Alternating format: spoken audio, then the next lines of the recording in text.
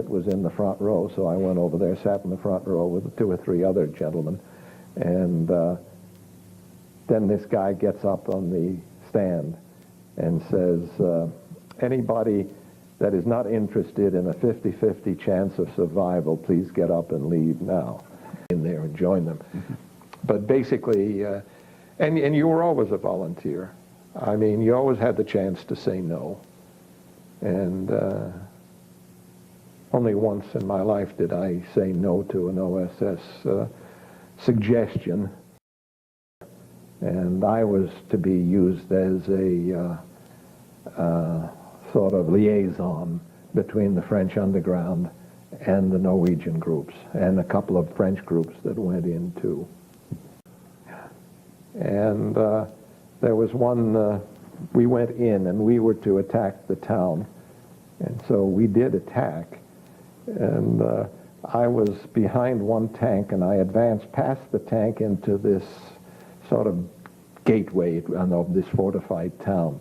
And where I was safe for a while because the Germans couldn't shoot down at me, they couldn't aim, and they were shooting all over the place, and I turned around and for the first time realized I was all by myself. The other troops had decided they weren't going to advance. I never really did find out why, but all I know was that I was by myself. And they went in as a unit of 3. Now, these 2 groups generally operated in civilian clothes. My group had a choice, depending on the mission. Some missions we might go in as civilians. Other missions we would go in in full uniform, let's put it that way, so that theoretically, if you were captured, you might not be immediately killed.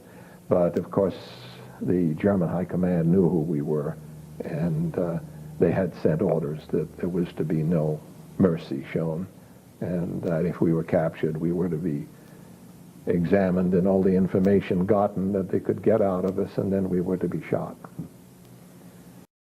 That was Jack's base occupied then? Yes. I see. Okay. Yeah. And it was literally hell, because it was a lot different to operate there. And food, there was no food available. You had to live off the land, and there was nothing to live off. We survived actually on about a bowl of rice. We were supposed to be supplied by the air, but since everything was going on in Asia at that time, there were more important missions than some of our small groups that were going into unknown areas, so to speak. And the fact that there wasn't, you were living off the land, and there was no way you could keep yourself clean. There was no showers. There was, you know, if you bathed in the rice paddies, that's about the only way you could keep yourself clean, and that wasn't very clean, because you know what they used as fertilizer in the rice paddies. Mm-hmm. So it was a difficult situation, and I had just about every disease known to man: yellow jaundice and amoebic dysentery.